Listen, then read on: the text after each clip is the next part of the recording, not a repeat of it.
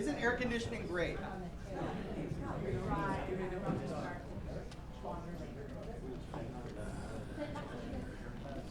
There we go.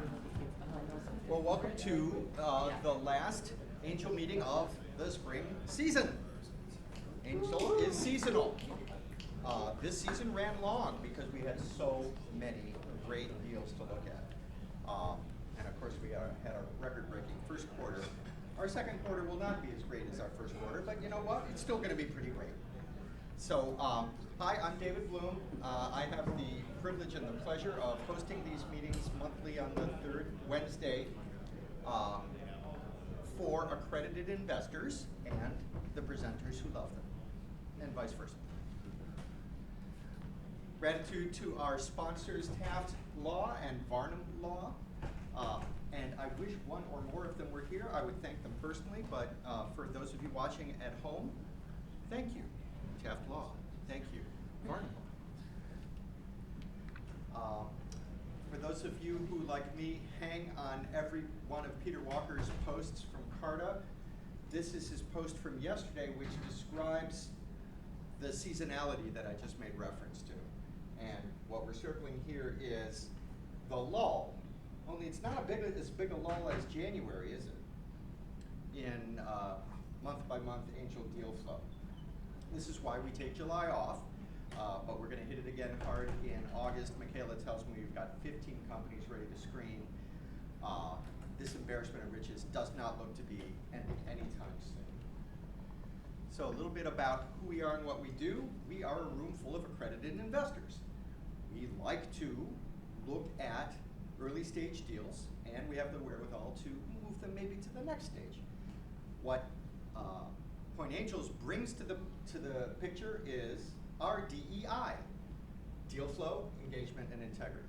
Deal flow is what we're going to see tonight and what you see every month from Pointe Angels. It is the work of the angels who scout and screen these deals and put together these programs with help from Michaela and I. The engagement level that we have from this group is so gratifying to see. The angel added value that accompanies or sometimes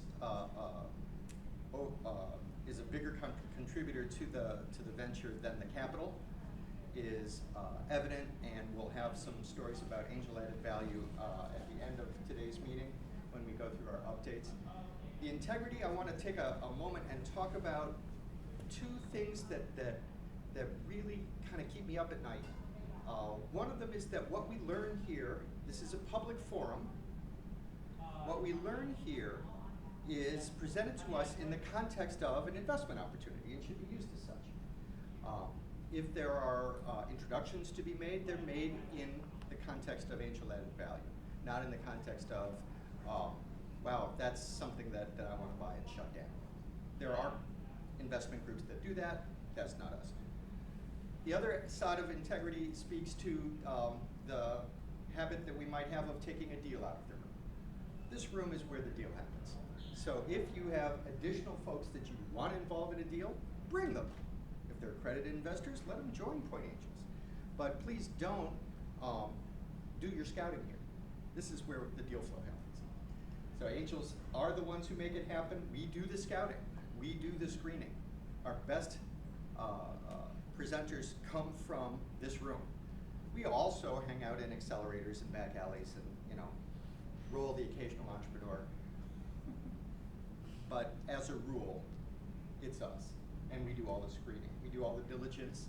We are our own subject matter experts, and it's nice that we have such big Rolodexes to draw upon. And for the privilege of this group, we pay a small premium on the deal flow to pay for our operations. There are multiple opportunities to serve Pointe Angels. You can join our screening team. You can participate in any of our outreach programs that are all kind of under the umbrella of Angel in Residence. And folks who are wanting to step up like Taft and Varnum are welcome to sponsor. So here's what we've got coming up in June. A preview from Stunio and from AmHyTech. We've got venture presentations from Parcel Health and BetterPlay, and in-person updates from Poás Bioenergy and from VERN. This is such a great program. thank you, screeners, and thank you, Michaela, for putting this together. Without further ado, I'd like to get Adam from Stunio. Where are you, Adam? Right here. Adam Green, I met in April of 2023. He was receiving an award from MSU for being best new venture at their venture fair. I talked with one of his partners. We got him in deal flow, and they've done some interesting pivots since then, which you're going to tell us about. I'm going to hold on to this. You stand between the doors, and the camera will pick you up. You have 5 minutes. Thanks, David. Appreciate it. Hi, everyone. My name is Adam. Just graduated Michigan State University's law school last May. Been full-time on Stunio ever since. Stunio is an on-demand labor platform that connects college students with local businesses, big to small, as quickly as calling an Uber. And I'll kind of go over what exactly that means here in a moment. But I'll give you a use case. The Lansing Convention Center has been struggling, as many businesses, large to small, are struggling with a lot of the part-time labor needs that they have just on a daily basis. I had met with the CEO of the convention center in a one-on-one meeting in September, and he told me they're canceling events or pushing away business to other event centers because they don't have enough staff, just physical bodies, to hand out plated dinners to the various events. So they're giving away business because they just don't have enough people.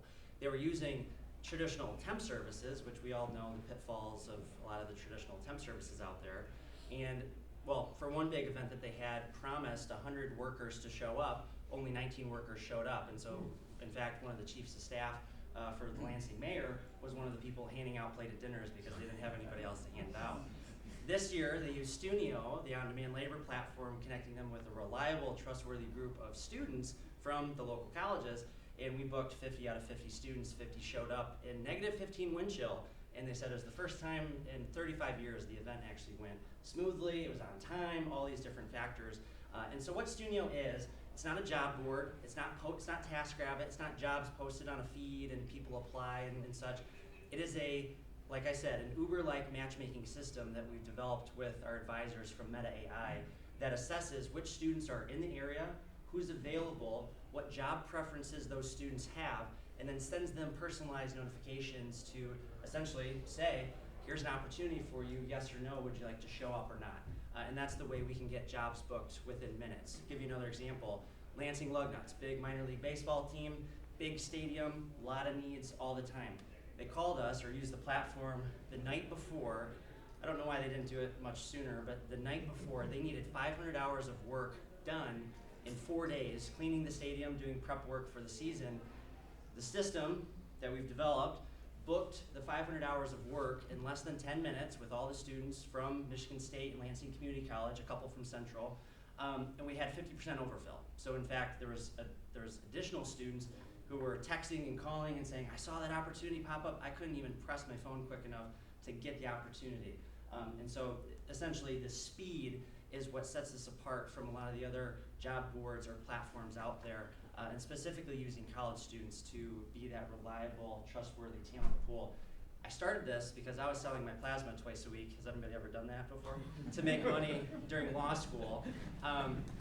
And been working on this as a labor of love for 2.5 years, been full-time for just over a year. We're in the middle of a fundraise, hence why we're here. Michigan Rise is leading our fundraise right now. We're raising $500,000 minimum on a safe $5 million val cap, 20% discount. We have just over 200,000 closed within the last week. I'm in various stages of diligence with some other large people that we know at ID, at Detroit Venture Partners and M25. And yeah, excited to have new connections and meet new people. We just started launching a strategic partnership with Emerge. That's Michigan's leading long-term staffing employment service out of Royal Oak. They're backed by MEDC and Michigan Chamber of Commerce.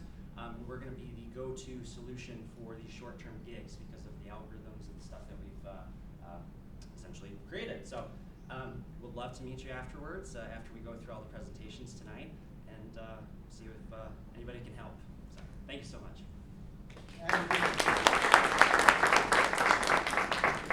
Thank you, Adam.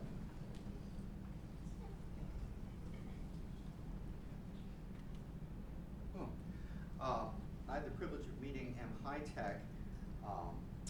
You networked in. There You actually networked in. That's hard to do. I know. Morteza, Mona, and Mo really impressed me with their ability to see clear to a solution that's right in front of everybody that hasn't been exploited. So if you could please join us for 5 minutes and tell us what AmHyTech does in small words, please. Yeah, a small word means that we did practice, and he was always telling me that just like make it shorter, make it shorter. So, what is the story? The story is I, Morteza, Mo, and Mo, we are co-founders. We got our PhD about, I would say, a year ago. And then we decided to establish a company because we didn't want to go for a job, right? So that was like the main thing. Then we set like for, I would say about 2 to 3 months, and we was thinking that what we can do. And then we got a conclusion about the hydrogen because I myself was reading about the hydrogen for 3 months, every day 10 hours, and we wrote like a report of 1,200 pages, I would say, that just kind of like having everything about the hydrogen. And then we wrote like a small pitch deck, send it to the NSF, just we want to make sure that, you know, if the system gonna work. And NSF just like got back to us in a day and said that we believe that your technology gonna be work and you can write a proposal. So that was the start point for us. But what is the story? The story is we need to use hydrogen, and the hydrogen has a big demand, but like any other fuel, the hydrogen demand is imbalanced. What that means, this means that you have some places that they can produce hydrogen very low cost, like Australia, like Middle East, like south of US. And at the same time, you have system or technology in different regions like Germany that they need highly hydrogen, but they cannot produce hydrogen because they don't have resources. Like Germany needs to produce or import 60% of their hydrogen from outside, but there's no way that they can do it because there is no infrastructure. You don't have any vessel to transport the hydrogen from Australia to Germany. You don't have any bunker in the system right now. There's only one, and that is in prototype stage.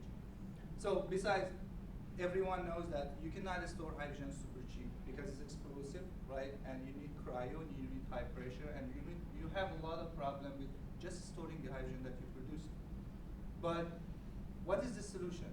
The solution that we're thinking is the ammonia, because when you combine your hydrogen with nitrogen, that we have like 87% of the air is nitrogen. When you combine your hydrogen with nitrogen, you can calm it down in the form of ammonia, which is not explosive anymore. You can even shoot to your ammonia tank and it's not going to be exploded.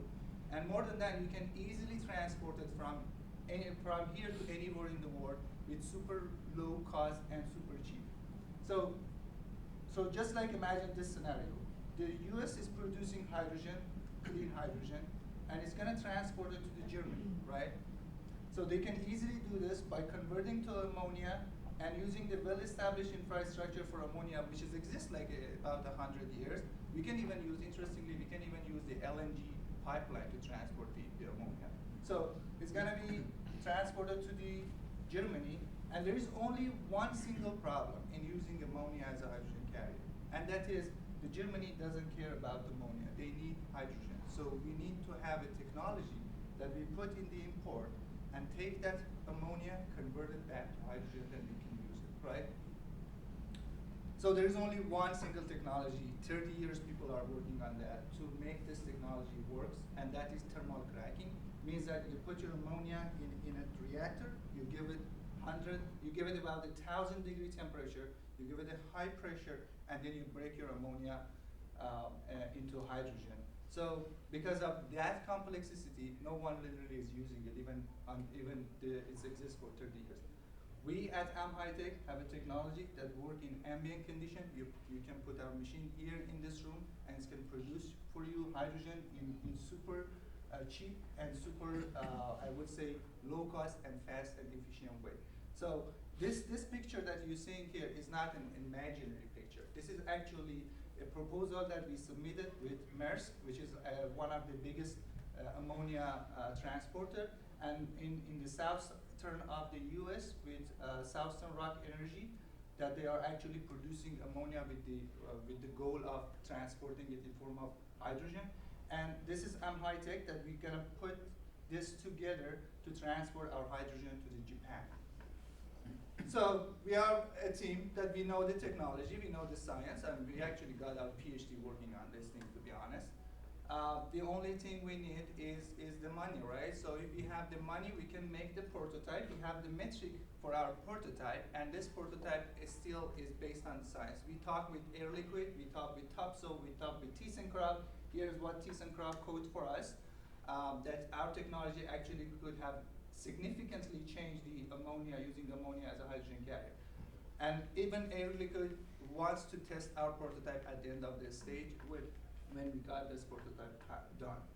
So all we need is to make that prototype and make sure that we are on time and doing everything like I present. So thank you so much. That was my first time, but next time I will present better. We'll put more money on it. I believe you. So much. Thank you, Marquez. Thank you.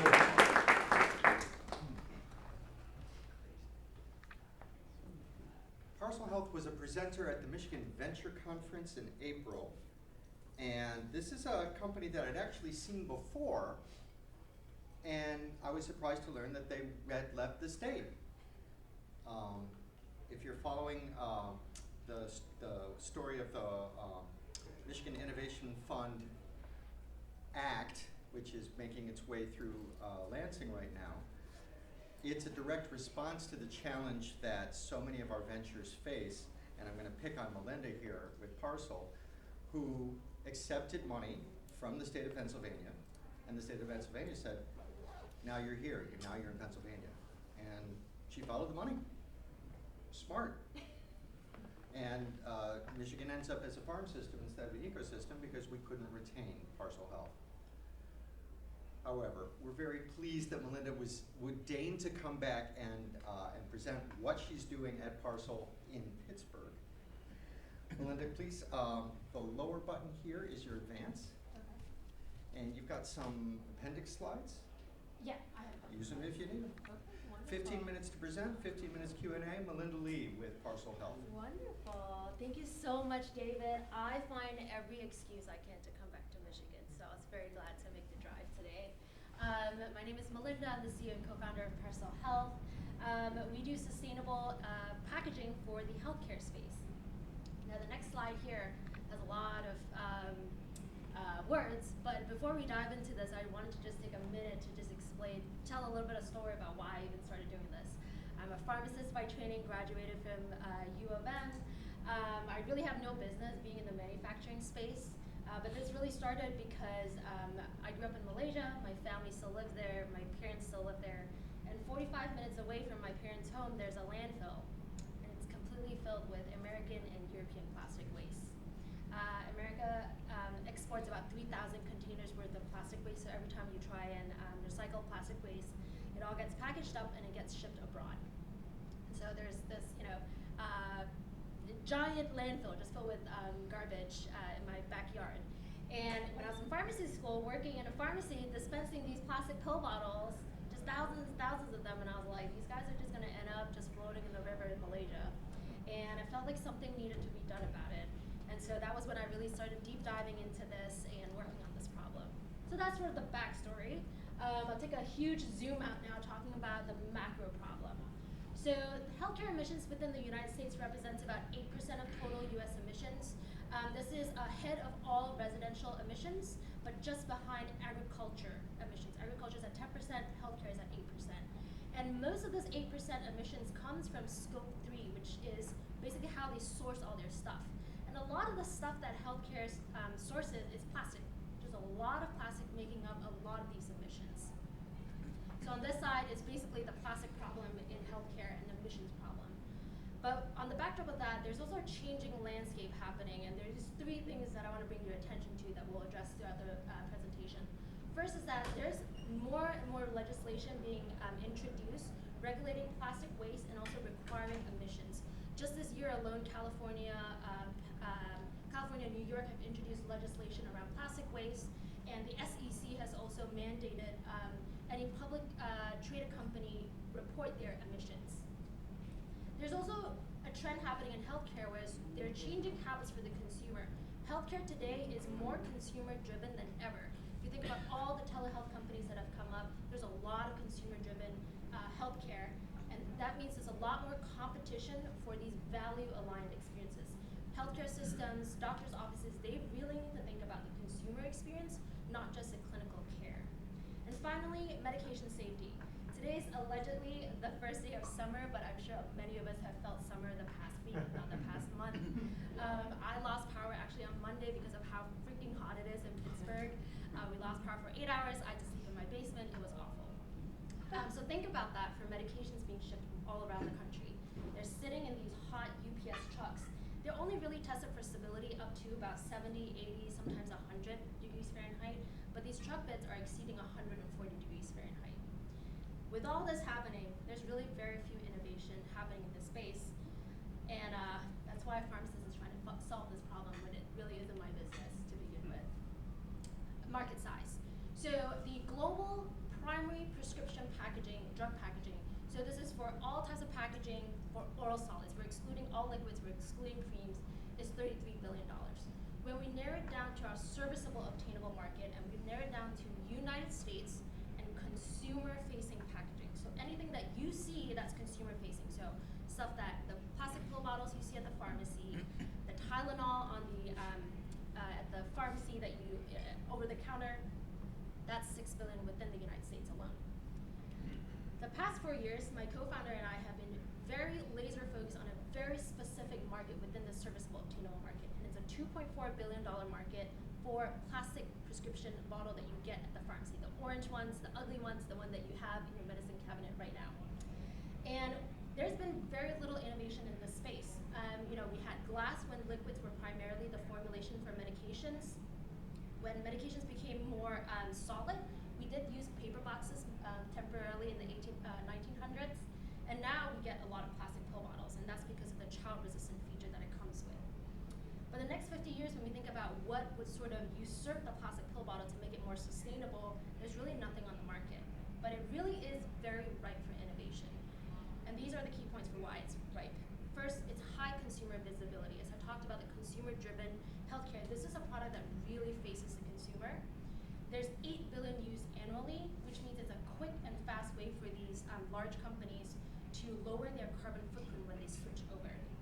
There's actually really low regulatory barrier in this space, and this is something that I learned in pharmacy school, and which is why we were comfortable going into this space, because we knew not a lot of funding would need to go towards clearing FDA. And as I mentioned before, with mail order, there's a lot of medications now being shipped across the country, and there's a lot of competition for marketing space. So when we started this business, and when David first saw us when we were pitching at University of Michigan, we were selling the fill box. This was our ultra-sustainable, easy to open, fully customizable product. We sold, a couple of thousands of them, 10 to 15,000 of them. But we had a really hard time selling it because it was not child resistant. It was not compatible with a lot of the automation units pharmacies were purchasing. It's also more expensive. Pharmacies don't like spending more, even if it's sustainable. So this is the product we most recently launched. This was launched 2 months ago. This product now fits all the check boxes. It is sustainable. It has superior safety, which I'll dive into. It's child resistant, compatible with automation, and it's fully customizable.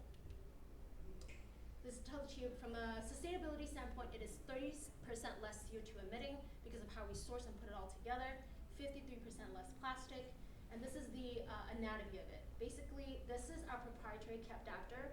It's able to claw onto a paper tube that is water resistant. It's able to hold the child resistant cap. And when the patient is done with it, they pull this tab and this thing comes off for monomaterial recycling. This is the part about medication safety. So what we found with this tube, and I discovered it because I would always play with it during presentations, is that it's much cooler in this bottle than ambient temperature. And what we found is that the Tully tube keeps medications 20 degrees Fahrenheit cooler than the ambient temperature. So you see here, the Tully tube is here. This is a plastic pill bottle. So when the temperature is 115 Fahrenheit, the Tully tube remains less than 100. And then when the ambient temperature exceeds 132 Fahrenheit, which would be in a UPS truck, the plastic pill bottle actually acts more like a greenhouse and starts trapping heat, but the fill box remains way cooler. So with the increasing shift in mail order, a lot of these pharmacies are facing this problem, and this is a medication safety issue that we've been able to solve. I'll pause really quickly here to talk about the 3 things that I started with, the problem. So first of all, this is much more sustainable. Second of all, this is much more, it provides medication safety. And third, it is very marketable. It really turns a routine action, and every one of these photos are from a true customer that has purchased this product from us. We are able to turn a routine experience to a customer experience that communicates sustainability, safety, and innovativeness. It's a quick graph. Basically, when you compare our product with everything else in the market that's plastic, aluminum, glass, we outperform in sustainability, in temperature stability, shipping weight, and most importantly, we're cost competitive to plastic pill bottles compared to aluminum, glass, and other types of strip pouch packaging. But as I recently saw David's LinkedIn post, for most startups, the only way to convince investors is to show them traction. And so this is our current sales pipeline. This is all based on selling these on pre-orders and with only 1 size. Pharmacies typically use more than 3 sizes. And just before coming here, because I love coming to Michigan, we went to visit a potential customer, and he signed a contract for $8,000 worth of product from us. So I have a contract right in my bag for $8,000 for this product, and it really shows. And this is from us just selling pre-orders. The pharmacies all have to wait at least 3 months before they can get their hands on this product. And our customer said it is the temperature and it is the marketability of this product that has sold him. We've been really doing this based on digital marketing. Everybody does digital marketing, but what really will set us apart moving forward is advocacy. We have been talking to, and we will be partnering with nonprofits to promote temperature stability and collaborate with state boards of pharmacy to craft mandates on temperature stability and packaging sustainability. So I've talked a lot about the Teletube system, but it is not the final product that we plan to develop. So we have the fill box with the Teletube, but talking to our customers and being well-versed in the space, we understand that there's a lot of space, a lot of products that we can continue innovating. We want to develop a Teletube that's specifically for cold chain, so think about the vaccine transportation, maintaining freezing temperatures, over-the-counter packaging, and also a reusable system that we can sell to pharmacies.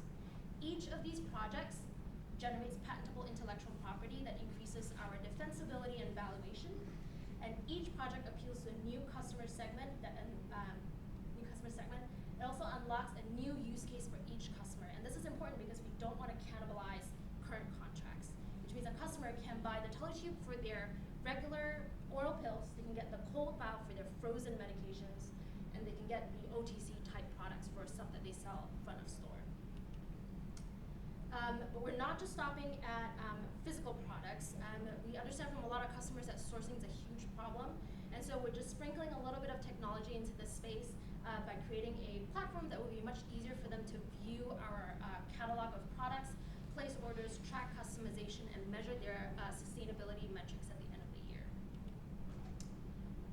Our competitive advantage as a company, so I want to be super clear here, we are not a materials company, and we do this very strategically because we don't want to spend a ton of money trying to figure out how to scale production from applying coatings or trying to source materials and put things together. We source commercially available raw materials, and what we patent is the final form of the product. So this thing has a utility, provisional utility patent, and then we pair that all up with a digital platform that streamlines sourcing. That's our competitive advantage. It allows us to be scalable, allows us to be capital efficient, and allows us to maintain our first-to-market advantage. For this raise, we're targeting a $1 million raise and a $9 million valuation on a safe. And our goals and milestones are here. I'm not going to go through it, but I'm more than happy to go through it during Q&A or doing one-on-ones later on.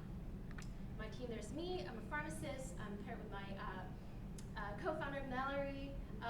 She is a product designer by training. That's how we started working together. But she also has a lot of experience in software management, which is why we feel very confident in our ability to launch physical products on a robust platform. We have a really awesome CFO with a lot of experience working with startups. Alex Barrett, he's in paper packaging and manufacturing. And recently we were joined by Emily Howe. She was an early employee at PillPack. PillPack was a really innovative company, probably about 8 to 10 years ago when they developed that a way to package medication. She was with them from the beginning all the way till when they were acquired by Amazon. And we're joined with a advisors. James Stevenson is he was previously on the Michigan Board of Pharmacy and one of our earliest advisors who really helped us navigate the regulatory space. And that's it. I believe now it's Q&A. And I have a ton of appendix slides. So Thank you, Melinda. Awesome presentation. I've got the first question. Oh, sure. Go for it. You follow me on LinkedIn? Yes. Yes. Okay. Absolutely. Yeah. Now, as penance for that, you have to now comment on the post with your own experience as an innovator. Absolutely. I will All right, comment. so it doesn't look like, Professor Bloom is doing it. All right, questions, Ward and then Craig, and then Rick. What is it about your IP that makes this defensible? Like, why couldn't I just engineer something that has the same utility, like keeping something cooler, being sustainable? Yeah, I think that's a great question. We have a very excellent IP lawyer. He's actually based in Michigan, and he has written a lot of IP for packaging, pharmaceutical packaging. And he has put together a very robust application for us defending the way this holds together. As an example, he was the one who actually steered us away from developing a new child-resistant mechanism. He says there are way too many startups out there trying to figure out a new child-resistant mechanism. He says it's a dime a dozen. What was really fascinating and cool about this is its ability to hold onto the paper tube and the child-resistant cap. That was what was very novel, and its ability to separate. Craig, and then Rick, and then Luke. So what's the per unit cost difference between current pill bottle and yours? Great question. So we are about 5 to 10 cents more expensive than plastic pill bottles right now. So I have a COGS slide here. So we are currently about 40 cents per unit, and our customers currently today pay between 30 cents up to 90 cents per unit. Some pharmacies can pay lower because they have a higher volume, but currently our customers do buy in smaller volumes. This is a best practice, having a frequently anticipated question slide. So just make sure. So your it sounds like your COGS is 40 cents. Yes. Your Our sale COGS price. is, yeah, okay. 40 and 4 cents. Okay.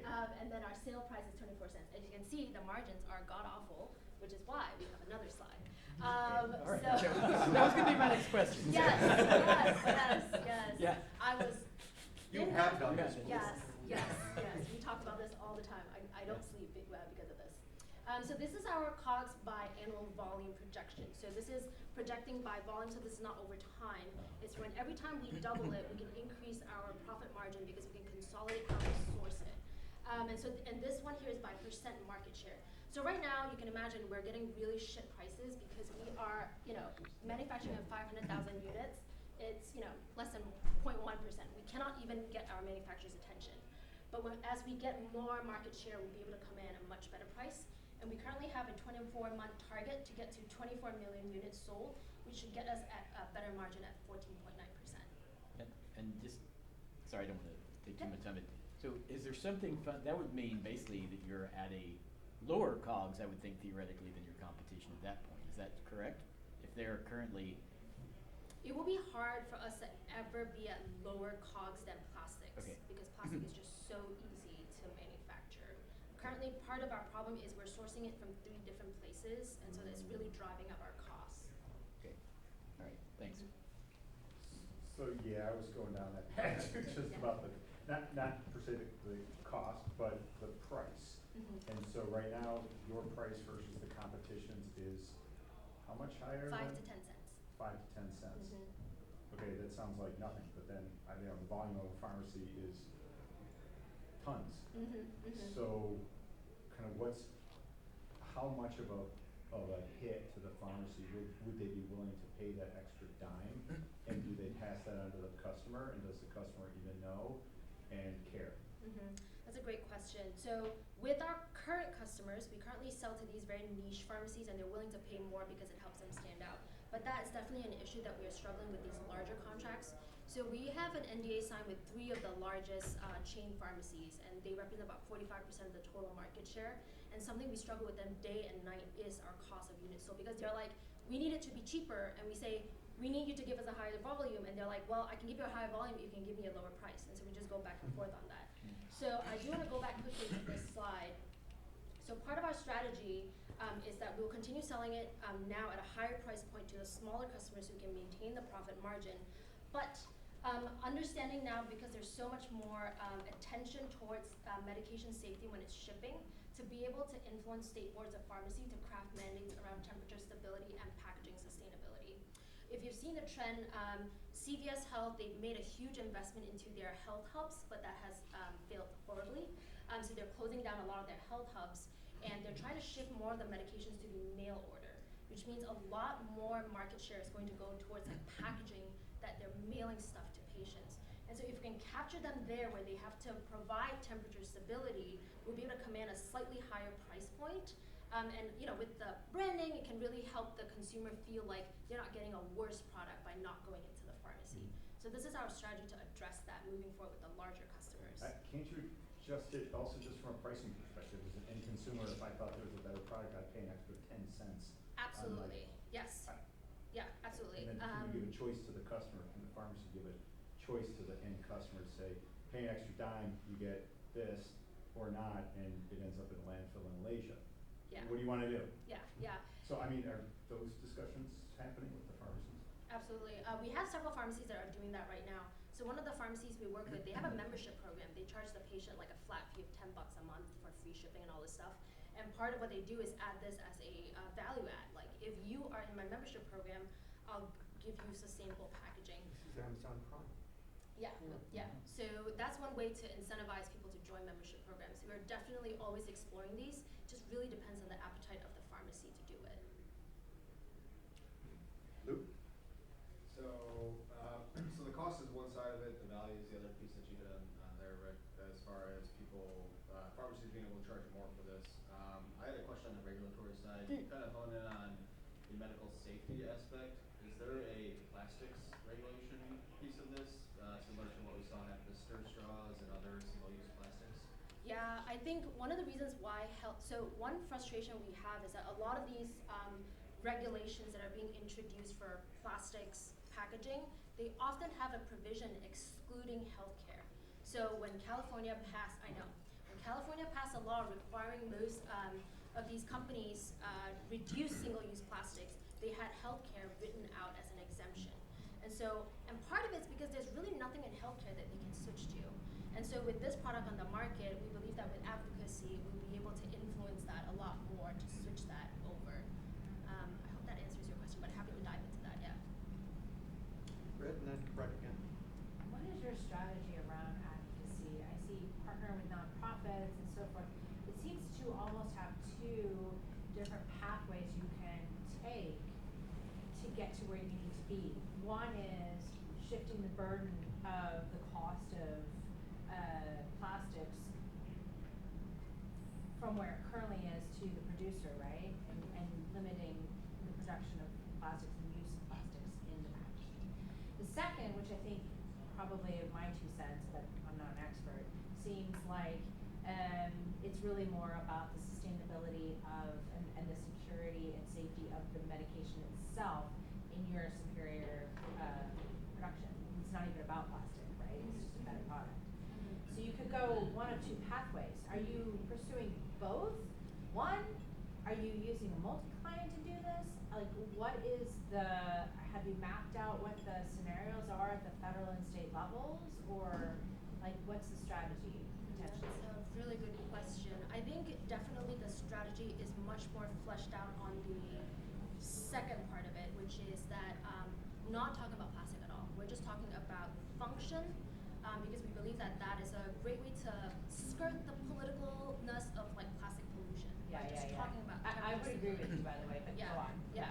And so, United for Safe Medications, and we have, because of our connections within the pharmacy space and because of our new compliance consultant that we onboarded, we know we will be able to go to state boards of pharmacy to be able to sort of introduce these ideas and try and push along these mandates in order to push this along. In terms of the plastic, that is going to be something that we will learn as we push it forward. It is much, much trickier, but it's definitely an avenue that we can go down. Go ahead, John. Are you pursuing international patents? Or you filed for world patent coverage? I mean, it seems like the heat issue is going to be even more market and patents? Absolutely, that's gonna be the next step. So with the fill box, we have it patented, so the initial box that we had it patented in Canada, Europe, and also the UK, because those are the places that patents can actually be defended. Everywhere else is kind of much harder. And with the teletube, definitely. So we are going to submit our non-provisional soon, and then we're gonna file the PCT to be able to hold it at all these other countries. Absolutely. Following on John, is this your IP? Is this university IP? Oh, our IP. All Correct. yours. Yes, we sorted out in Michigan. They were like, go ahead. I was like, oh my gosh, I screenshot that email. I could not believe that. When you get Yeah. walking papers from Innovation Partnerships, that's a good day. Yeah. Yeah. Craig. So with the Tully tube, if I threw that in the recycling bin, would it count as recycling, or do you have to pull it apart into two pieces so that you can separate the recyclable part? It is best to pull it apart because any type of mixed material is always very difficult to recycle. And so there is a bit of patient education where we remind them to pull it out to separate the two. The hope is that as we develop this product moving forward, we will be able to reduce the amount of plastic that we use in this part, because again, I don't want this to go back to my home country. It's just knowing what pharmacies are willing to tolerate in terms of innovation and change right now. In Germany, you can't. They have different bins, like 8 of them in a row. Yeah, yeah. See the two. Yeah. Can we hand this around? Yeah, of course. Yeah. Don't pull on the tab because you will break it for now. Yeah. Did I see Gretchen? No. All right, Linda, you're gonna stick around after? Yes. For those one-on-one questions that we Yeah. don't ask publicly. All right, go to the end of your presentation. Melinda Lee, Parcel Health.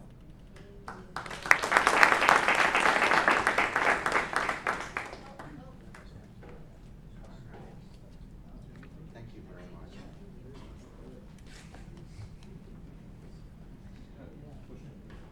Whoops. Yep, there we go.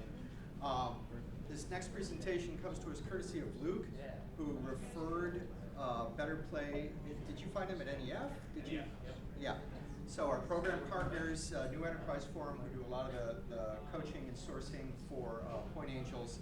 Luke, you kind of wear 2 hats because you're on the board at board or the program committee? Board at NEF, and you're here at Point Angels. So that's a great conduit, great angel added value there, Luke. Thank you very much. So Vanessa was referred by Luke, and your partner in Milwaukee? Yep, that's correct. Is watching us on camera. Hi. Vanessa, please join us and tell us more about BetterPlay. The low button here is your advanced button.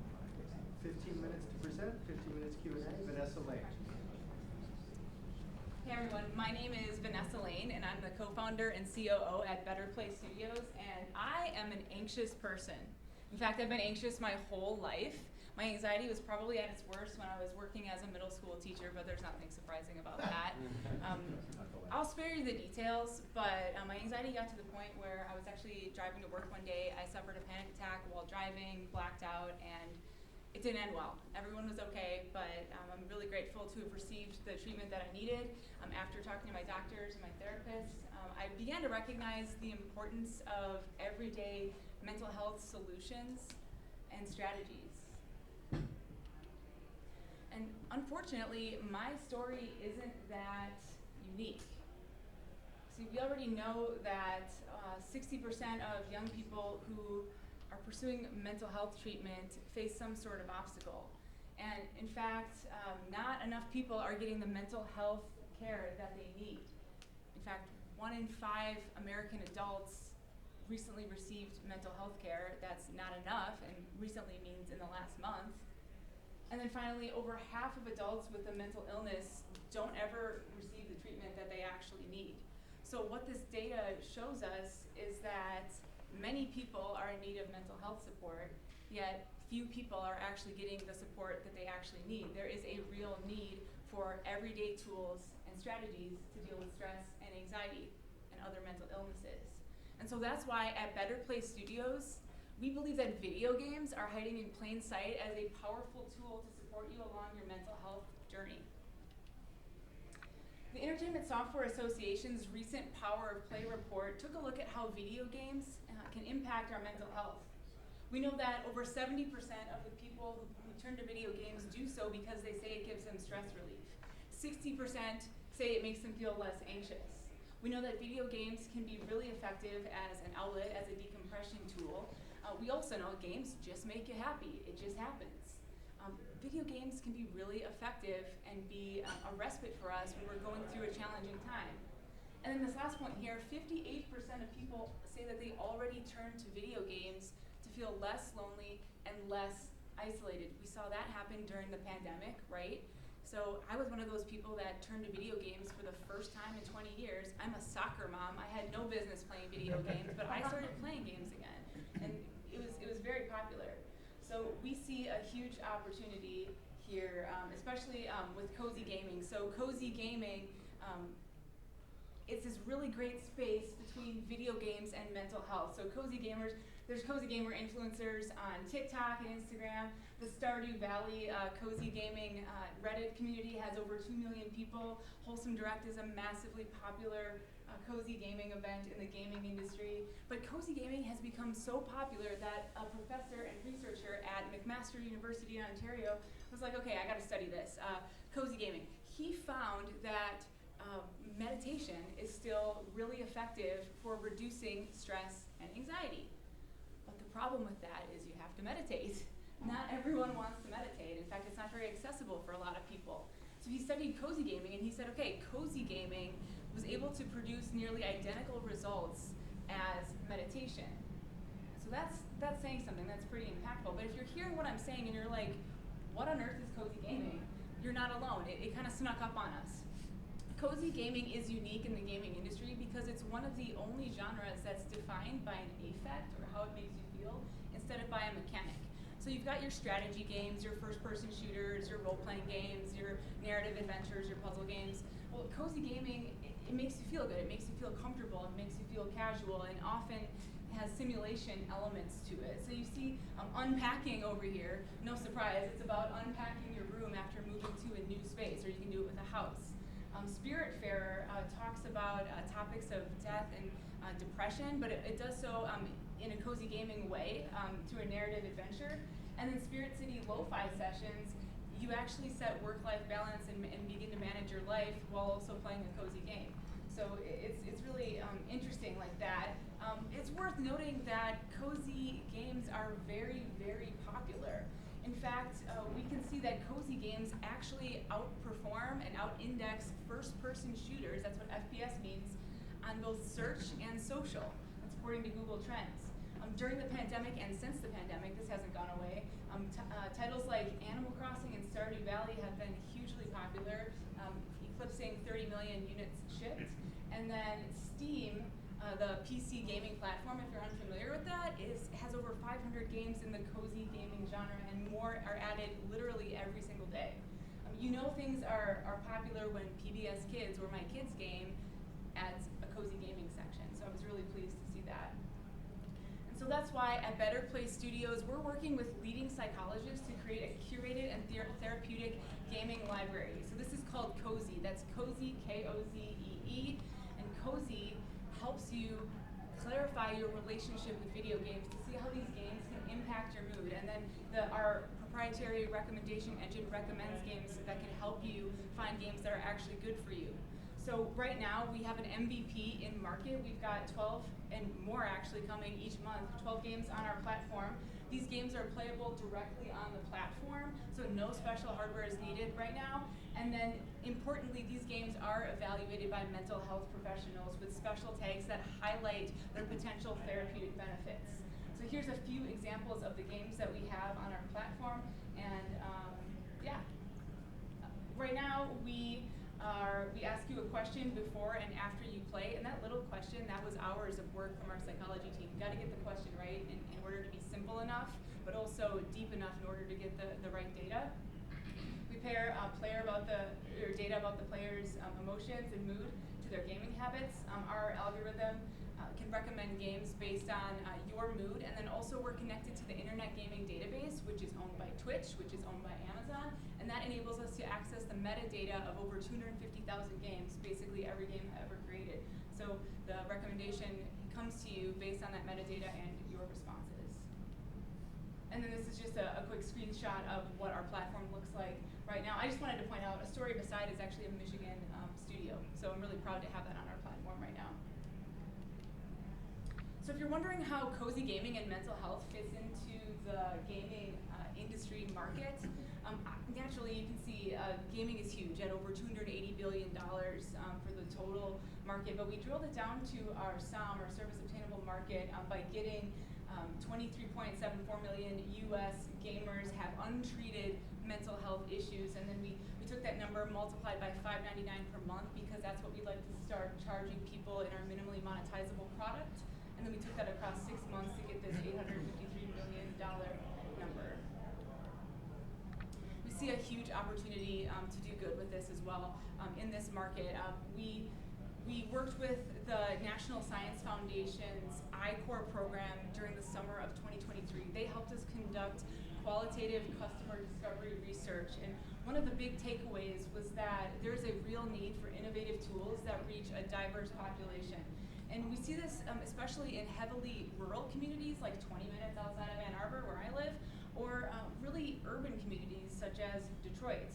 These places are often underserved when it comes to mental health services, and we know that wait lists are growing. These wait lists disproportionately impact people, and there is often a big gap in between therapeutic visits, so having a tool to help hold you over while you wait is appealing. And as we look a little closer at our customer persona, we tend to serve young adults. So this is 18 to 35. We do have all genders represented, but we skew female. These are hardcore cozy gamers, people who love cozy gaming. And they are from the communities that I mentioned previously. So they do tend to be folks who are in urban areas, or they're kind of out in the country. And then they're also passionate about mental health. Like they're very much into a self-care routine and taking care of their mental health. They want accessible and affordable options. So I showed you a little bit about our MVP just before, just to recap. So our web app is live. We had over 500 signups and hundreds of users on the first day alone.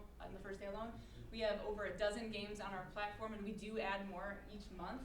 Right now we have a proprietary algorithm and recommendation engine. You can play these games anywhere that you have internet.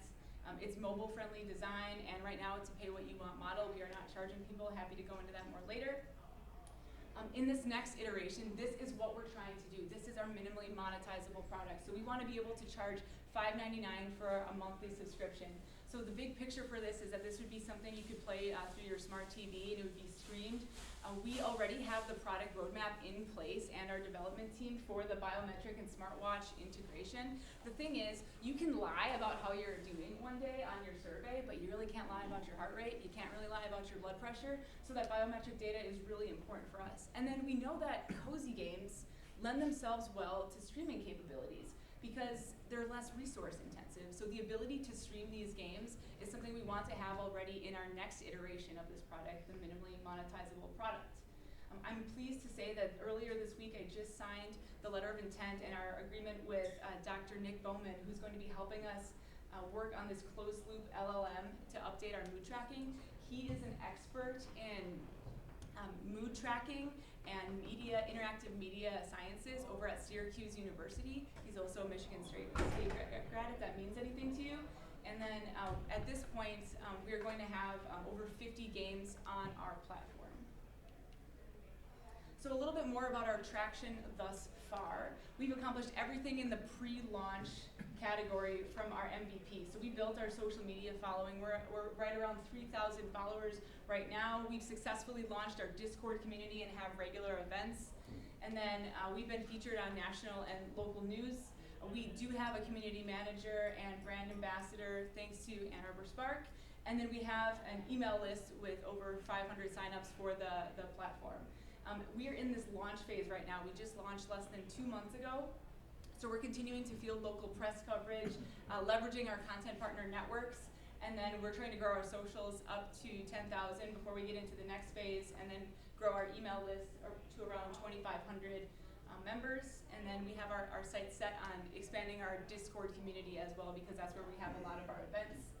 This post-launch phase will come after we raise this round, and we're going to be hiring a dedicated PR and marketing firm so that we can focus on influencer marketing. Influencer marketing is huge for us, and that's where our advisory team will play an important role. We want to see our metrics be at greater than 65% 6-month retention, and we'll execute this through a variety of owned channels, earned opportunities, paid partnerships, and then event activation as well. I'm happy to share more too about our full go-to-market plan. We have that linked in the slides. So we've been able to be successful up until this point because of people who believed in us. So I mentioned before that we do participate in Ann Arbor Sparks programs and have received grant funding from them. We also won one of the largest pitch competitions in the Midwest at Michigan Tech Week, and that was significant prize money. Additionally, a family office that resonated with our mission and believes in our vision gave us a generous gift as well.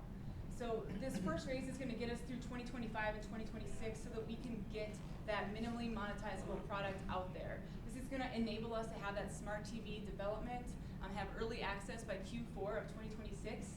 We will get our AI avatar system in place.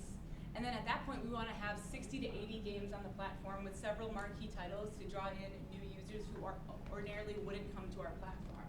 Looking ahead a little bit, we have our sights set on being fully in market in 2027, and then we're going to be focusing on international markets in 2028. At that point, too, we're going to be looking at a studio developer kit because that would enable studios to be able to develop their games on our platform, and that could be huge for us. Beyond that, as we look ahead to 2030, at that point, we want exclusive content to be 60% or more of our offerings. So in order to accomplish that, we're going to have to acquire a handful of long-term development partners and studios to make that happen. And then at that point, we'd like to position the company for a sale. This is a quick look at our 5-year projected P&L. I'm happy to revisit this later or share this as needed.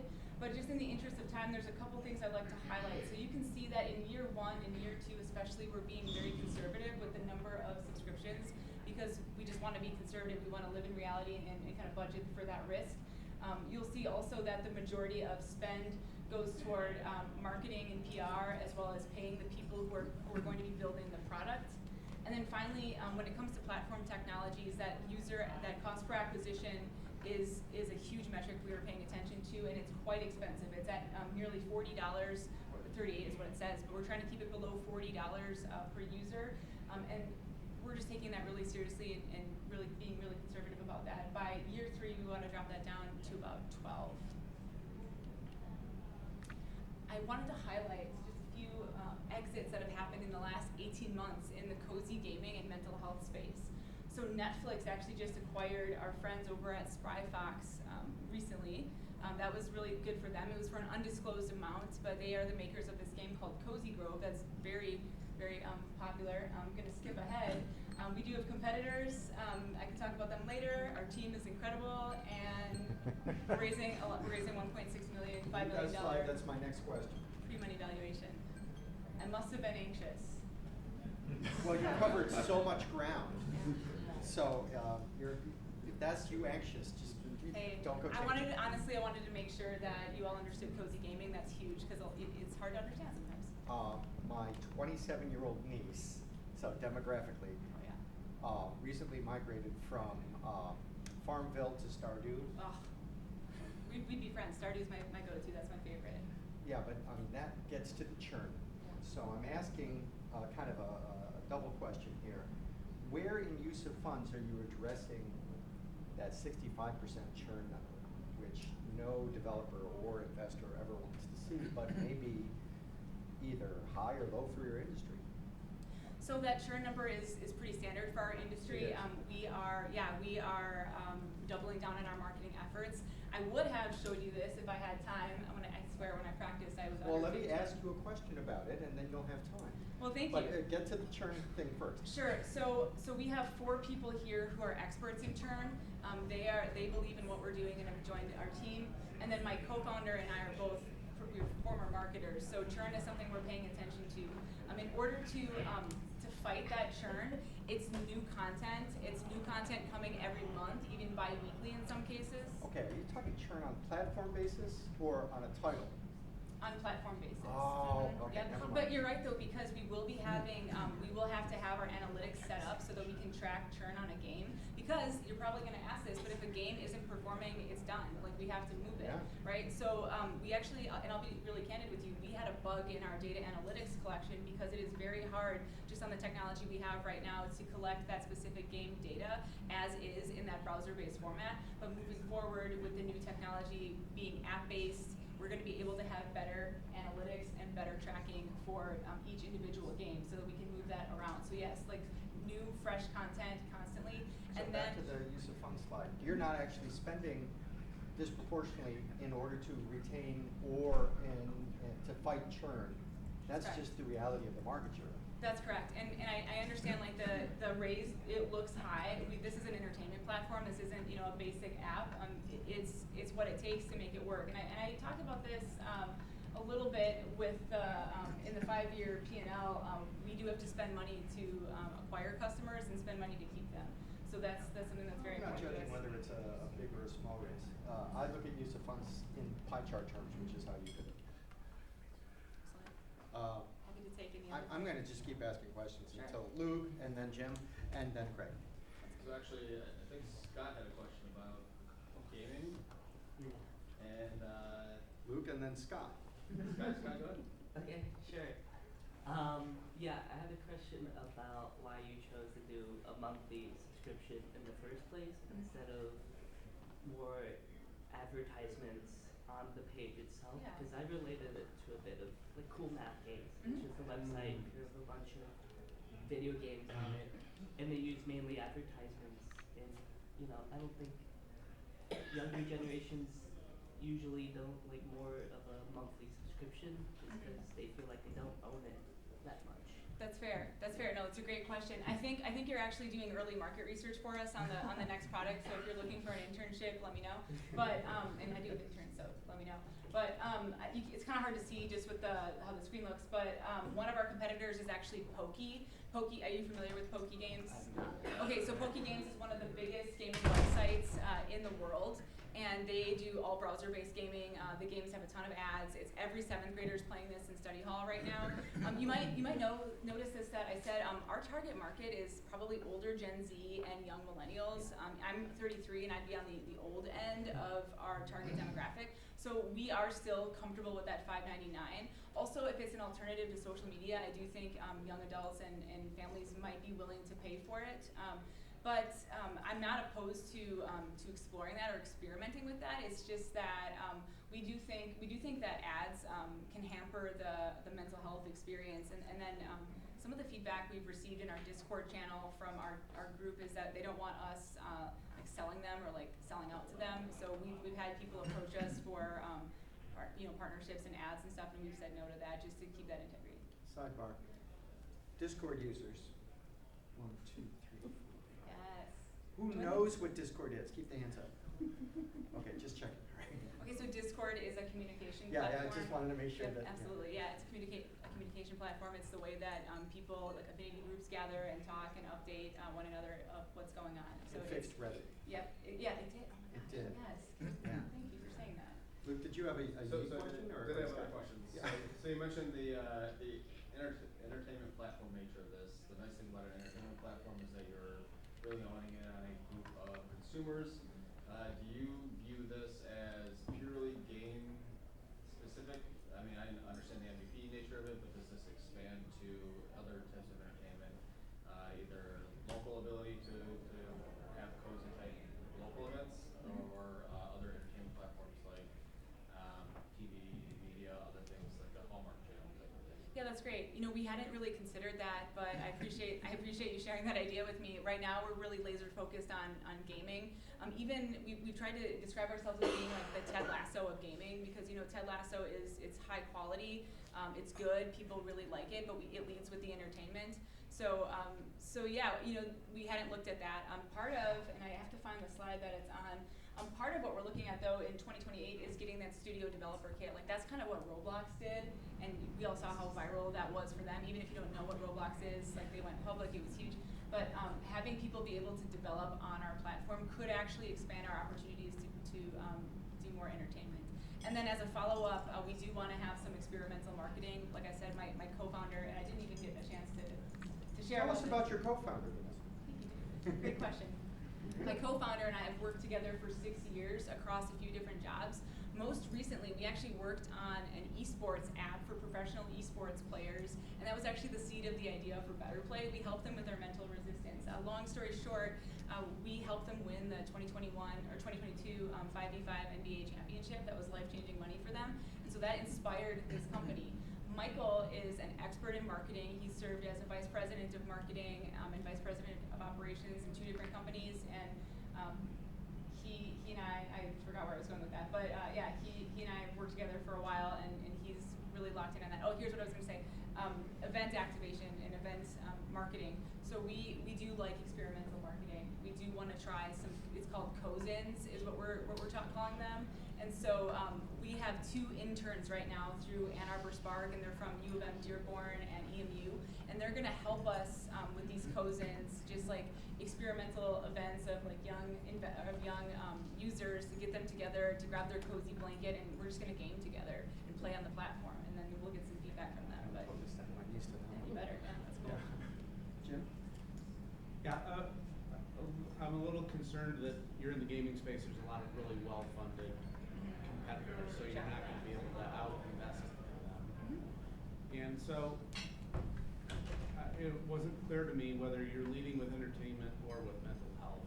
Yeah. And it felt like, and so I was just curious, do users know this is a mental health platform? Is that why they're choosing? Is that why they're choosing presumably less well-funded, maybe less dynamic games in the beginning, something simpler, but they know it's for their mental health? So I wanted you to clarify that. And then secondly, it was, you only put up a simple "How am I feeling today?"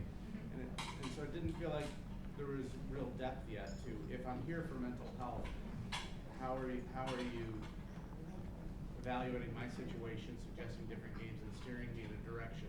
Because if I have a mental health issue and cozy gaming is known to be generally good, I could go and play Animal Crossing and feel better. So you've got to do something more for me. Right. So could you just, those are all setups for, if you could just explain it more for us. Yeah, absolutely. So the first question I want to get back to was, are we leading with gaming or mental health? So to be clear, we are a gaming company. We will always lead with the entertainment, because if it's not fun, then people won't use it. The important part of what we're doing is meeting people in a space where they're already comfortable, and that's gaming. The data tells us they're already going there. For broad audiences, like I know Point Angels is industry agnostic, I do like to talk about the mental health side. Additionally, and I'm happy to talk one-on-one if we're up, if time is running up. 5 minutes, keep going. Okay, so additionally, what was the second part of your question? I'm just trying to make sure I cover. To the extent that you're helping with mental health, do you have plans to go beyond that once a day question?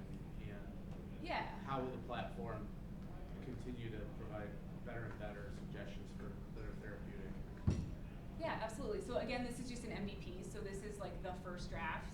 That question is called ipsative questioning, and that's using data that you ask over and over and over again, and you're comparing the data against the person's own data. So our psychology team consists of this guy named Dr. Alex Chris, and he's the head of community mental health at Fordham, and he recommended that question because it is actually valid.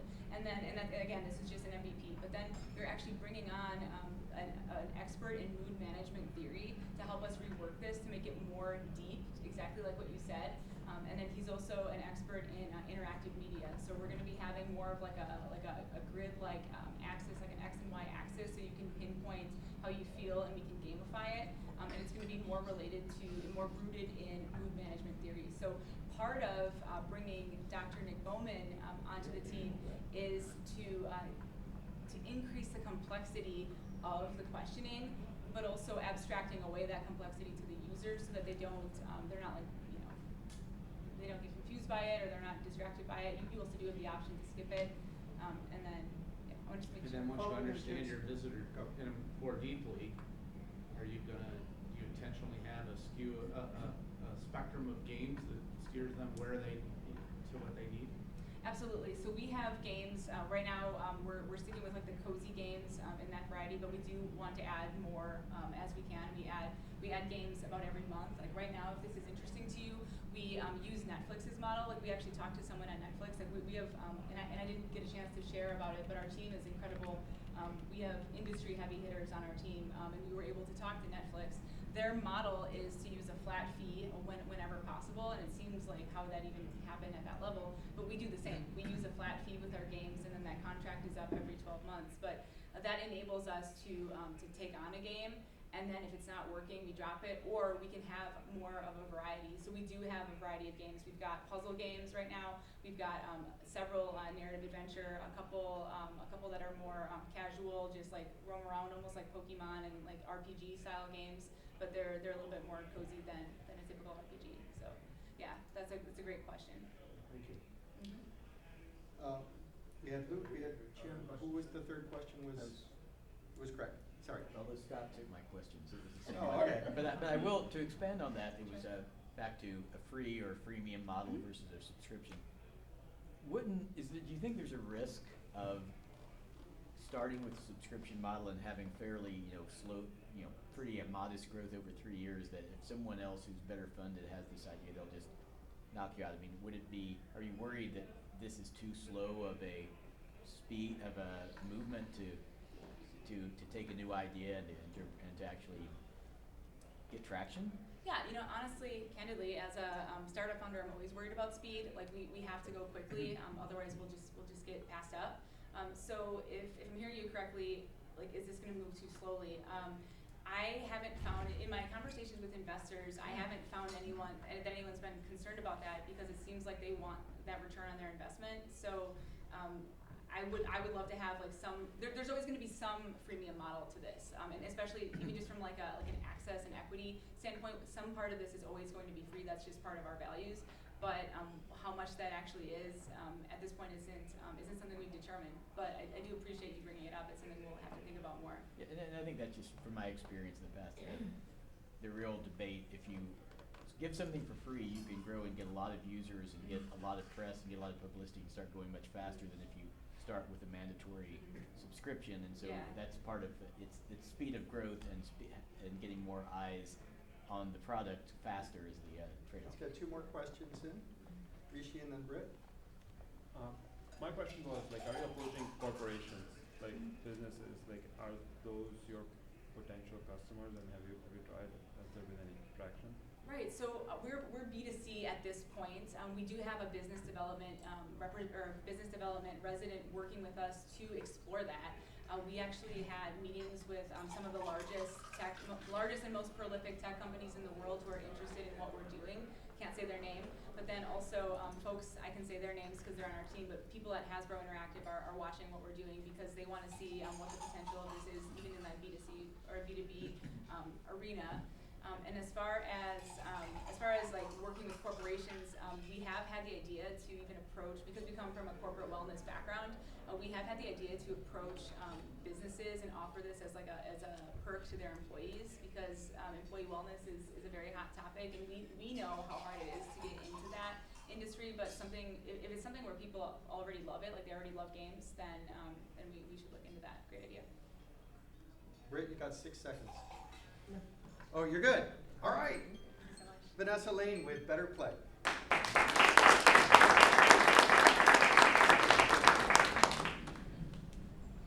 All right. Now, are there more appendix? Oh, we got to the end. Thank you. We're privileged to emerge from COVID relatively unscathed because we took our very physical meet-the-meet model that we had before COVID and stretched through virtual angel meetings to get back to where we are today. During the virtual phase, we were privileged to get Poás Bioenergy, to get Professor Jose Alfaro to come and present on camera before he moved to Costa Rica and grew his company fantastically there. So returning now to describe all of that growth. You're not going by professor anymore? Jose. No, I was just about to say, I'm no longer professor. Yeah, Please me drop either. it. You just call I me never used it either when I was. Oh, you were Jose then too? Yeah, one of my friends told me, aren't you worried your students aren't gonna respect you? And I said, what makes you think they respected me? That's a very good answer. Give us 5 minutes. Great, thank you. I'm Jose Alfaro, founder of Poás Bioenergy. Poás Bioenergy is a circular economy company that takes environmentally hazardous residues or just nuisance residues and turns them into value-added products. We make biochar, carbon credits, synthetic gas, and ethanol inputs. So how are we different from any other biochar company out there or any company that's doing waste management? Well, two main reasons, but one big summary. We can make more money out of every ton of biomass that we take than any other company. The reasons for that is, first, we have a proprietary gasification reactor that we filed a patent for that makes the best synthetic gas out there in the market. We have 40% more energy density than any player in the market right now, while still creating 20% biochar. Other gasifiers create 4%. The second one is we're using residues that nobody else wants to touch, that is too wet for them to use. And what we do is we've created a supply chain. We take that water after pretreatment and we provide it to an ethanol manufacturer that turns it into vodka, basically, right now, with thoughts to grow. So when I was here, or when I was there in the computer in 2022, we were just getting our prototype launched. I'm originally from Costa Rica. We're getting our early traction there with coffee and pineapple waste that is plentiful and very harmful to the environment. And we were just starting our friends and family, and some would say fools round. Since then, we've had 3 prototypes. We just filed our patent on our reactor, and we signed 2 commercial scale pilots, one with coffee, one with pineapple. The one with coffee that I'd like to tell you about is with Café de Altura and Good Liquor Works. Café de Altura being an average size mill in Costa Rica. They produce 6,000 tons of waste every year. Liquor Works is actually making vodka out of this water that we provide for them. During last season, we produced about 60 tons of residue. We processed about 60 tons of residue. That allowed Liquor Works to make 2,000 bottles of vodka. That's not even 1% of what they need to sell. And we were able to get everything in line to do our big process this year, this harvest, which is going to be 6,000 tons. In other words, we're going to take all of that. But most importantly, we were able to meet Penagos. Penagos is the largest distributor and manufacturer of coffee machinery in the world. There's not a single coffee country in the world that does not have their machinery. And they invited us over to Colombia to talk to them. We had them over in Costa Rica just last month and signed a letter of intent and an MOU, and now we're working on a strategic alliance. They want exclusivity on this for the coffee industry because this solves the problem their mills create. So they're closing the loop on all of this. In exchange, we're going to get their manufacturing and engineering support, but more importantly, their distribution channel. It's going to put us in front of 40 different countries right away. They estimate we need about 100 different units of these just in the mills that they have done in the near recent past. We are raising a seed round. We're looking for $1.85 million. 850K of that we prefer on debt, and that has been taken by the Inter-American Development Bank in their contingency recovery grant. So that's going to allow us to cover all our CapEx and our operating for our first pilots without diluting the company. It's a forgivable loan. Their contingency recovery grant is basically a 0% loan that if we meet our financial goals, we have to pay back the capital. If we don't, it works as a grant. So we're working fast and furious to fill the rest of the round. We have 350,000K in commitments already for the equity side, and we're hoping to close it as soon as possible so we can focus on the Costa Rica harvest, which is now right upon us in October. So thank you very much. Hopefully you can help us with that. Let's Is that have 5 minutes left? With 10 seconds to spare. 10 seconds, perfect. So, where did we first meet, Craig? It was Grow Capital? Was it, No, preview last fall. oh, well, before that. What led to the preview? I thought it was growth capital referral. Yeah. Where are we? Yeah. So we did do a preview, and then you did a venture presentation in January. This is one of our first quarter success stories. Give it up for VERN AI, part of the So it's a couple months later. You've got 5 minutes. What have you been doing with our money? Oh, lots. Well, thank you very much. I appreciate it, David. It's good to see everybody, see some new faces, and I'd love to give you some updates what we've been doing with VERN AI. First of all, we have a brand new client. We've been brought in by Core AI to work with My Plan Keeper. It has a product called Grace, which is a virtual assistant, which helps people out with a retirement plan. It allows them to keep the retirement plans, whether they use a new agent or a new agency or there's any type of planning. We do all the emotional recognition for the system. We'll be building this out to a 3D avatar.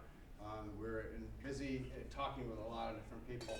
One of the things that has been really great about this is Core AI has been a channel partner. Core AI has now been bringing this in because they've understood, now they've vetted our product, that we have a more mature model than they have. So we've been given the green light to do anything with Core AI, work with all of their systems, and we're actually helping them kick off their new marketplace that they're going to be kicking off next month, which will allow partners such as VERN AI to be part of other partners' projects all across the entire ecosystem.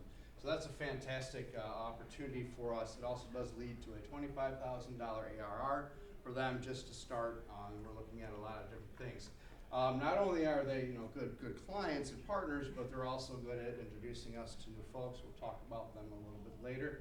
So this is the new client we have. New product. We are very excited to announce that we are, with Cobalt Speech, the creators of Amazon's Alexa, we've created the world's first multimodal emotion detection system. That's what VERN does. We detect emotions out of text, we detect emotions out of audio. Now, with the leaders of Cobalt Speech, they actually came to us in 2020. We've been working on this for 4 years, rearranging their model, massaging their model so it fits well with our neuroscientific model as well. We're also working hand in hand with the CEO of VoiceTel. It was a VoIP company that does it for enterprise. They have Farmers Insurance. We'll be debuting this next week. We have the webinar. I'd love to give you all an invite so you can come on and see it.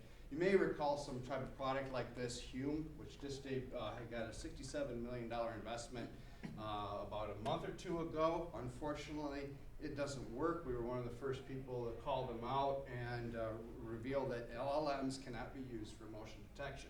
It just doesn't work. You never get the same answer twice. With Vera, our new product, not only is it more accurate, but it's also, you get the same answer twice, and it works every single time. So this is fantastic for us. We're really excited about the ability to do all of that, which kind of leads us to now this new product. We have a new distributor. Our new distributor is named Exit. They are a leader in customer service and customer experience distribution of technologies. We went to them. They've come to us because of our product, and they've given us the ability to basically exponentially expand our sales and marketing force.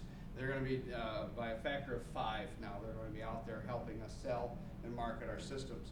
Also, what was good too is instead of going into every place and doing a bespoke solution where we have to put a ton of labor and takes us a bit of time to implement the solutions, we're actually going in there with a Zapier Zap and selling them directly the system that they use to automate their CX. Currently, all they need to do is hit the Zap and they have the full function of VERN, so it makes it infinitely more scalable.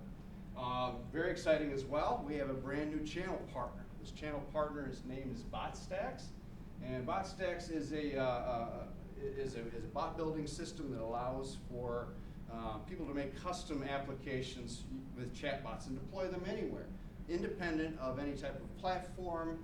This is using open source and also paid AI systems in order to be a little bit more flexible for the mobile application market. We were brought in because they have a sabermetrics bot. They did this so that they could demonstrate their capabilities of showing how they can analyze baseball. You talk to get stats. Well, degenerate gamblers really didn't like that because they were getting bad stats. And so, degenerate gamblers, unfortunately. So they were like, we are having a problem. Our bot is getting yelled at. Can you help? So we were able to come in, put emotion recognition within the system, and now we're working on a way in which we can actually help allay those fears of the people and tell them, look, a bad bet's a bad bet, and you can't help if the guy, comes up bad on the end. And so what's next with VERN? Well, a lot of things are next, obviously. We have all these things to do, including this amazing multimodal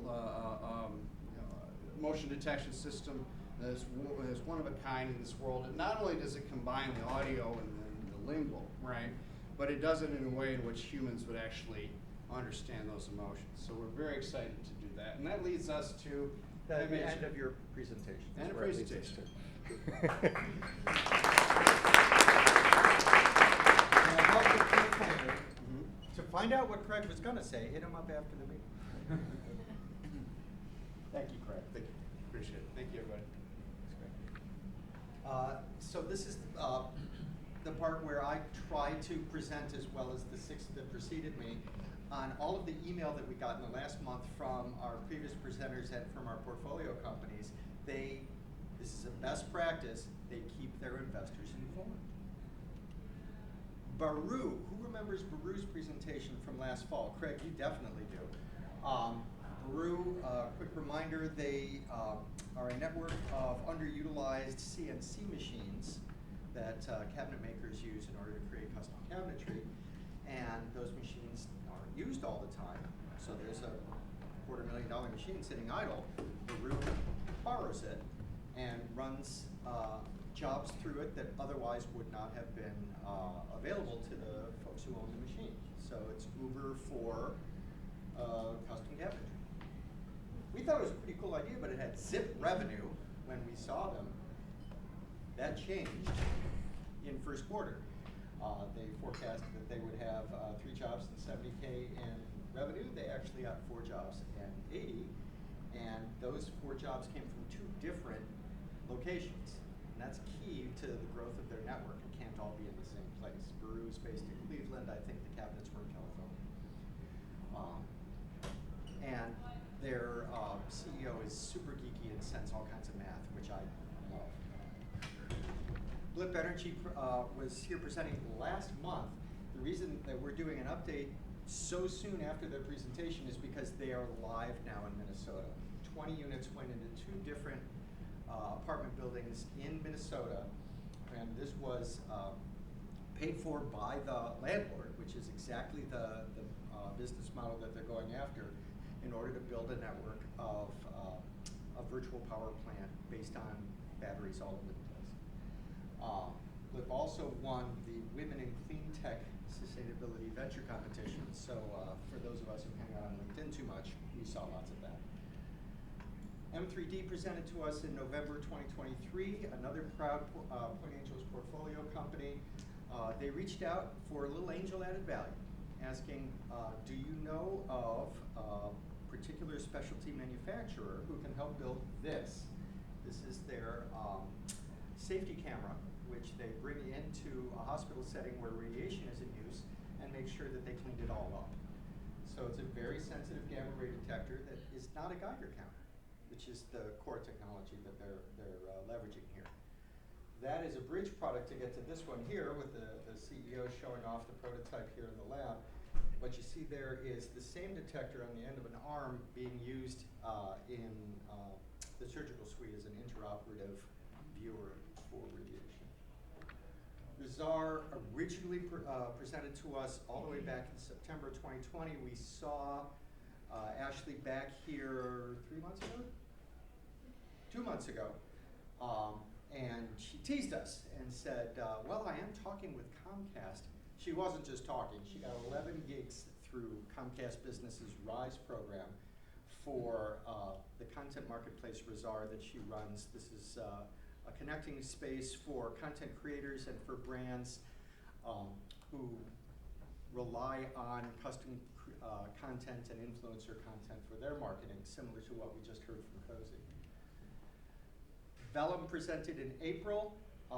The big news from Vellum is angel added value from Rick Whitney. Where are you? Rick. Oh man, this is your shout out, my dude. All right, when he comes back, somebody tell him I name dropped him. Rick connected Vellum with Realogic HR, which is either a client or a colleague of him, and that's turning into a really nice collaboration and a deal for Vellum.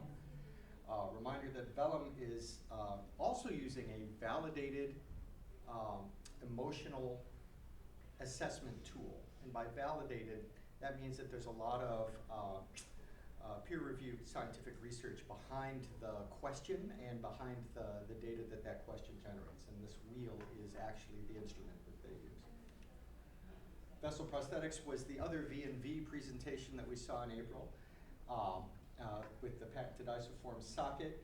That socket adjusts during the day to accommodate changes in the size of the stump, increasing the comfort and the compliance. I was surprised as heck to learn that a lot of prosthetics patients don't wear them because they're super uncomfortable and a hassle. We had a really good consult with Boston Harbor Angels, which is an investor in Vessel Prosthetics, so that's helping us build a diligence folder on Vessel. But the real help is going to come from Angel Added Value through Wright and Philippus. Wright and Philippus is a multi-unit prosthetics, chain of prosthetics clinics in Michigan. And the founder, Anthony Philippus, has invited us to his clinic to do a field trip. So if this is an interesting investment opportunity and you want to get a little more wet in the space, we'll be sending out an invitation for folks to join that clinic and to observe first-in-human trials of the isoform socket. So those are our June updates: Baru, Blip, M3D, Rizar, Vellum, and Vessel. If you're seeing these for the first time, or if they just kind of lit a light bulb for you, hit me up or hit Michaela up afterwards and we'll connect you directly with the venture, or we'll give you access to the venture folder that we built on them so you can catch up on all of the great content around these 6 deals. It's a shame that Greg Levine is not here, because we would toast him if he was. Greg Levine won Carp Tank last month. And Greg Levine is not just a new visitor to Pointe Angels, he's a new angel. And he came in and he killed it with the best score we'd ever seen. So we'll get him back in August. Greg, if you're watching this on the stream, we toast you in August. So come back and celebrate the victory. And now, who's going to be this month's Greg Levine? On your table are QR codes for our gamified investment platform. It's a very cozy game. We give you $1 million. What could be cozier than $1 million? Except that you now have the opportunity to place that $1 million into any of the presentations that we saw today. From Stunio, from AmHyTech, Parcel Health, BetterPlay, Poás, and VERN. I'm going to take a few minutes now. I want 100% compliance in this room. Investors, whip out your phones, grab this or the one on your table. It'll take you about 3 minutes to fire it up and place your investments in these 6 companies. And I've been instructed I have to sing the Jeopardy theme, so I'm going to do that. Do, do, do, do, do, do. If you want me to stop singing, you better get out your phone right now. Do, do, do, do. Hey, do you have Wi-Fi in here? What's going on? Sorry? Do you have Wi-Fi in here? There should be. Oh, Yes, there Brett. it's got low. In the interim. In the interim. Can you answer some questions? I can answer whatever you want. What do you got? Some of the proposed innovation strategies by the governor at Macro Policy Conference this year. You want to give us No, a I don't. snapshot? 'Cause No, who else no, was in Macro? no. I don't want to give a snapshot. I'm You're not on- equipped. you're on. But basically, she's calling for some initiatives. You know, the Innovation Fund, which they're looking for a way to fund that. In the They next have a way to budget fund cycle. that. They're They have looking for a the way. wherewithal to actually Correct, do it. correct. They're also looking for some other programmatic things like a Shark Tank kind of themed event for startups, particularly in the space of mobility and such. And then she listed a whole other cadre of things. And I'm just curious if folks think some of these will be of value and will they be participating? What's missing? What should we be really subscribing to? I'm just curious if anyone has opinions. Well, I always have an opinion about Shark Tank. It should die in a hole. It's a game show that makes a mockery of what we actually do here, and sets unreasonable expectations throughout the ecosystem. But we'd be happy to do a cart tank. A cart tank. Yeah. But I'm I don't want to curious. squelch any other No, ideas wow, just because it's hard to I follow love to that, put the hate David. on Shark Tank. But you know, I mean, I don't understand. I think the intentions are pure in that how do we as a state promote innovation, and both within our more mature industries as well as our emerging industries. And so how do we do that? How do we leverage better the institutions from our universities? And I think the governor's really trying to come up with some strategies on how to do that. Does she have some of those right? What's missing? What do we do? Are we going to participate? Well, a lot of the Michigan Innovation Fund's impetus comes from our historic rivalry with a certain state to the south that will remain nameless. My home state. You can say it. I'm a native. We did win the Toledo War. We got Toledo though. No, just kidding. Like I said. And a little bit of horn blowing and PR goes a long way. So if these, for lack of a better term, publicity stunts actually get people remembering that Michigan has been a capital of innovation for 400 years, as Garland Gilchrist is fond of reminding us, then more power to her. But you're really in a very crowded room when you're yelling, "Look at my state for innovation." It's nice to sit on your strength, which is mobility and ag. I think this is bigger than that. What's the differentiator that she could, in terms of? Luke has an answer for you. So I'd say one of the hard parts, especially in the mobility space, is it is a capital intensive industry. Capital from a production perspective, which we're doing an actual hardware piece. Capital from a technology perspective is from the competitive side, trying to attract folks. So that is a tough industry to get into, and $100,000 literally is like a minimum drop, like a tiny little drop in the bucket. Where you get some folks there that are trying to take a swing at the colleges. But the reason a college student can do that is because they have a safety net of, I'm in college. Yeah. I can spend some time trying to innovate. So a lot of folks that are out there right now that are 22 to 35 years old that are trying to innovate in their world need the basic income, they need health insurance, they need some basic things in order to live that the startup life doesn't necessarily afford. So if we're looking for innovation, there probably needs to be something along that line that says, hey, we're going to offer health insurance for innovators. We're going to offer some sort of basic assistance for you to live. There's a lot of risk involved with this, which we want to encourage entrepreneurs to take. However, there's some basic things that are Maslow's hierarchy of needs. Yes. Yeah. there are very basic needs that are very well funded by the domestic manufacturers and other suppliers to those manufacturers that are tough to give up in order to be an innovator. No, that's very helpful. As Sam That's very Zell helpful. would say when a student would challenge him and say, "Will you invest in my venture?" He'll say, "No, but I will de-risk it for me." So I will tell a quick story.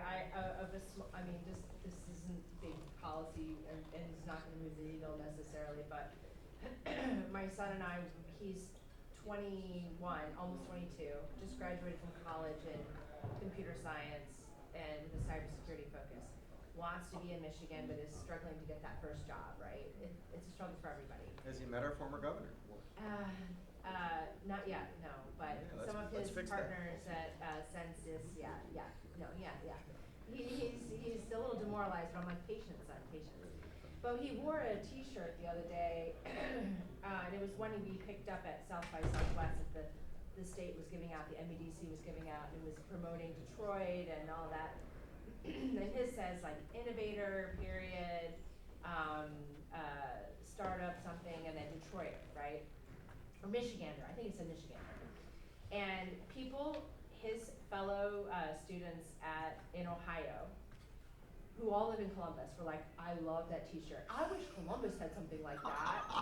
And I was like, did you tell them to move here? Just move to Michigan? Yeah. So maybe marketing has some leverage, so. Anyway, just a small piece. That was so much better than me singing the Jeopardy theme for 3 minutes. Brittany Alfinger came. I'm here to help You can you. crash this gig anytime you want. We're taking July off, so I won't see you guys for a couple of months, but you're gonna get a couple of really interesting follow-ups from Michaela. First off, we're gonna invite all of you, in fact, we're gonna invite all of Pointe Angels to follow-up meetings with our presenters in their next week. Michaela, when are the follow-ups? So we've got 2 meetings for each of our 2 venture presenters. They're going to be on Tuesday and Wednesday, 10 a.m. and 1 p.m. Eastern. There's a morning meeting and an afternoon meeting. Try to do one more in the afternoon. So keep an eye out for the email. There's going to be a link so you can add it directly to your calendar. So please RSVP. And if you are not interested, also email me that, because it's valuable to know and it helps us get the right ventures to present and it helps keep things moving and organized. So I appreciate the feedback, whether it's a yes, I'm interested, or no, I'm not. Thank you, Michaela. And then the other notification you'll get, we will be scheduling a portfolio day event. It will not be October 2nd. So when we jump the gun a little bit in the meeting invitation, that's still to be scheduled, actually tomorrow. But that event will bring together all of our portfolio companies, and we'll have an opportunity to do a round robin with them. There'll also be some professional development in the afternoon. Really looking forward to that event, another Michaela Truxler production. And with that, we stand adjourned. Thank you very much. Do stick around and talk with the innovators. Innovators, please do stick around and talk with the investors. That's what it's for. Yeah. Good to see you.